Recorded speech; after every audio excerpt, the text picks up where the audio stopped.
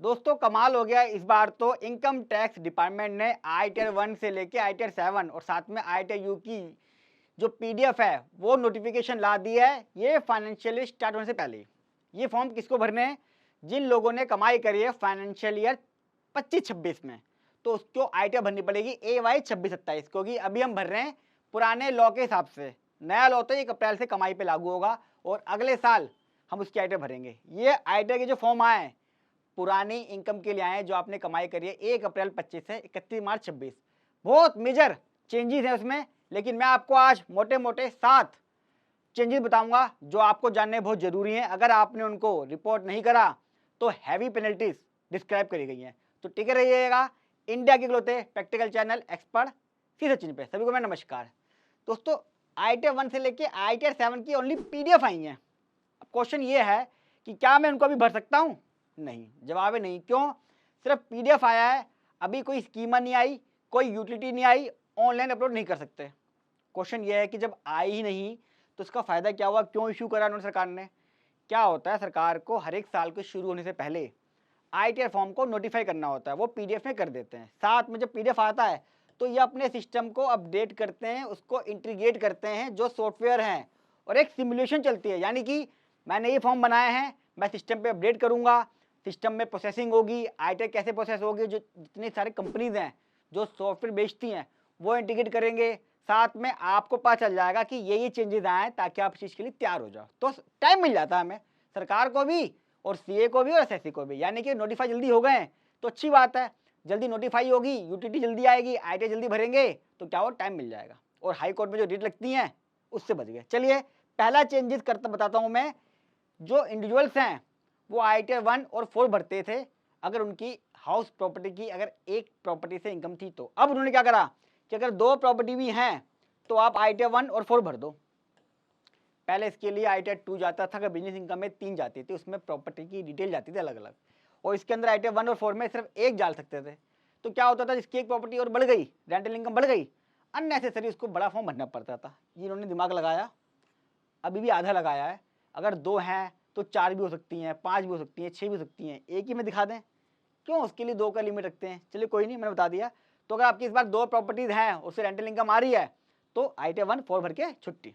दूसरा changes, rental income के अंदर एक कॉलम इन्होंने ऐड कर दिया है, amount of rent which can not be realise, यानी कि जो आपको मिला ही नहीं है। ये रेंटल इनकम के हेड में है, स्क्रीन पे दिख रहा है आपको, पहले कॉलम नहीं था। अब ग्रॉस दिखाना है, ग्रॉस में से आपको अनरियलाइज जो आपको मिला ही नहीं ड्यूरिंग द ईयर।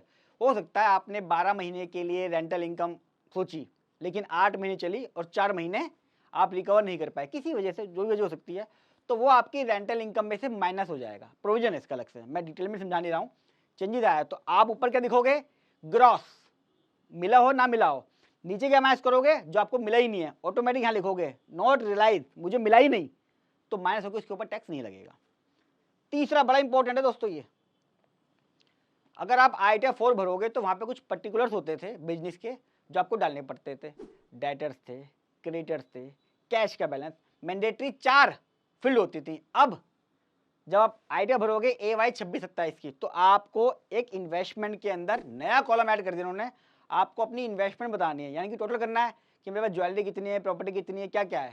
सरकार जानना चाहती है देश अमीर हो रहा है कि नहीं हो रहा है, कितनी इन्वेस्टमेंट है। साथ में एक बैंक बैलेंस को भी लिखना मैंडेटरी कर दिया। हालांकि ये ओल्ड में भी था कॉलम, नई में भी है, लेकिन ओल्ड में मैंडेटरी नहीं था, मर्जी थी।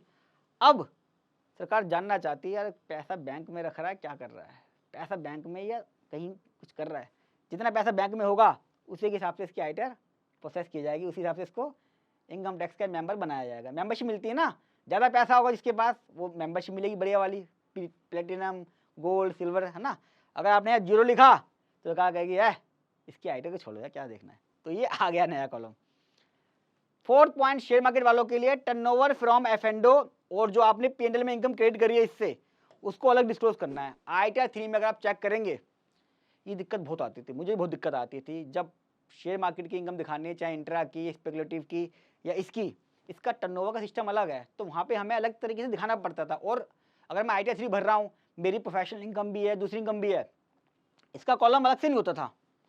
दिक्कत क्या आती थी, एक व्यक्ति की टर्नओवर अगर 18 करोड़ की है F&O से मैंने मान ली और मेरी प्रोफेशनल इनकम 5 रुपये की है, तो मैं टर्नओवर दिखाऊंगा वहाँ पे 18/5 23 करोड़ रुपए, सॉरी 23 करोड़। और मेरा प्रॉफिट कितना आएगा? प्रॉफिट तो बहुत कम ही होता है, 18 करोड़ की है तो मेरे ख्याल से 5 लाख 20 लाख 15 लाख रुपए का प्रॉफिट आता था। इनका सिस्टम क्या पकड़ता था? हाई टर्नओवर लो प्रॉफिट, केस लग जाता था। फिर मैं कहता था कि भैया जो टर्नओवर है ना, ये मेरी बिजनेस की टर्नओवर नहीं है, मेरी F&O की है, हाई होती है, लो मार्जिन होता है। वो कहता है हाई तो ठीक है, दूसरी चीज़ें मुझे बताओ, बैंक में पैसा आ रहा है, वो आ रहा है, वो आ रहा है, इतने पैसे वाले कैसे हो आप हमारे होते हुए? तो ये दिक्कत आती थी, सिस्टम उनका मिसमैच करता था हमेशा इसके F&O की टर्नओवर को। तो अब इन्होंने अलग से दे दिया है तो क्या होगा? सिक्योरिटी के केस कम लगेंगे। अच्छा इनिशिएटिव है ये, मैंने अपनी पिछली वीडियो में बोला था, मुझे लग रहा है देखती है मैडम जी मेरी वीडियो, शायद ये मैंने वीडियो बनाई थी इसके ऊपर एक अलग से। अच्छा, पांचवा चेंजेस दोस्तों क्या था? पिछले साल जब अमेंडमेंट आई थी 24-25 के अंदर, दो टैक्स रेट हो गए थे, शॉर्ट टर्म कैपिटल गेन और लॉन्ग टर्म के। 15% वाला 20 हो गया था, 10 वाला हो गया था 12.5। तो पिछले साल दो डेट थी, 24 जुलाई से पहले, 24 जुलाई के बाद वाला। अब इन्होंने हटा दिया क्योंकि फाइनेंशियल ईयर 25-26 में जो आपने सेल करी होगी तो जो शॉर्ट टर्म होगा वो 20% वाला ही होगा और लॉन्ग टर्म 12.5 ही होगा। तो वो कॉलम भी हट गया, नया कॉलम वही रहा जो पिछले साल आधे आधे दो थे, 15, 10 और 20 और 12.5 थे। अब सिर्फ एक ही रहेगा, 20 वाला और 12.5 वाला। छठा पॉइंट, बहुत डोनेशन ले ली, बहुत रिफंड ले लिए पॉलिटिकल पार्टियों को अदर देन बीजेपी को दिए नहीं आपने, सबके केस लग गए। तो अब क्या उन्होंने बोला कि अगर आप किसी को डोनेशन दे रहे हो तो डोनेशन के अंदर उन्होंने दो कॉलम ऐड कर दिए। एक तो ट्रांजैक्शन का रेफरेंस नंबर डालना पड़ेगा, यानी कि बोगस नहीं होगी, आप ट्रांजैक्शन का रेफरेंस नंबर डालना, हम अपने आप आपको खोद के निकालेंगे कि मतलब बैंक स्टेटमेंट से ट्रांजैक्शन निकाल लेंगे। साथ में अपने बैंक का IFSC कोड डाल देना, अगर आपने किसी और को दी हमारे अलावा तो हम आपके बैंक पे कब्जा करके खुद ही डोनेशन ले लेंगे, आप दोगे नहीं, हमें किसी को दोगे। पॉलिटिकल पार्टी में दो चेंजेस आए हैं, name of the political party, अब आपको ITR के अंदर पॉलिटिकल पार्टी का नाम डालना पड़ेगा। ये तो ATG वो थी, बहुत सारी डोनेशन होती हैं, पॉलिटिकल पार्टी वाली ATGGC वाली है। Name of the political party का ऐड करा है, साथ में पैन नंबर डालना पड़ेगा पॉलिटिकल पार्टी का भी, ताकि मैच कर लें कि भैया दी कि नहीं दी है। और हमारी अगर हुई, यानी कि बीजेपी की हुई जो सत्ता में है, तो आपकी ITR बहुत बढ़िया प्रोसेस हो जाएगी, कोई दिक्कत नहीं होगी, ना केस लगेगा। पर गलती से आपने किसी और को दे दी हमारे अलावा। सातवां चेंजेस, मुझे उठा के ले जाए बीजेपी वाले कहीं, हालांकि मैं बीजेपी के समर्थक हूँ फिर भी।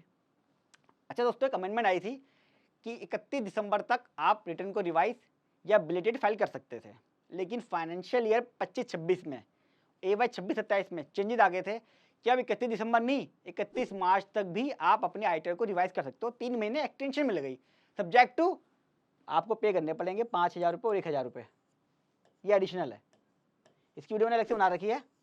तो ये कॉलम इन्होंने ऐड कर दिया और कई सारे लोग मेरे से डिबेट कर रहे थे, भाई कोई फीस नहीं है, 5,000 जाते थे बिलेटेड में वही होगा। मैंने कहा नहीं, जब ITR आएंगे उसमें कॉलम आएगी एडिशनल फीस है, एडिशनल पे करनी पड़ेगी। मैंने वीडियो में बोला था, बहुत सारे फोन आए थे मेरे पास कि गलत पढ़ा रहा हूं। मैंने कहा नहीं, ITR में कॉलम आ गए, वो लोग जो मेरे पे डाउट कर रहे थे इसको चेक कर सकते हैं। तो दोस्तों हमें इन पॉइंटों का ध्यान रखना है और अपनी ITR को सही तरीके से भरना है, क्योंकि बैंक बैलेंस मांग रहा है, इन्वेस्टमेंट मांग रहा है, F&O की टर्नओवर।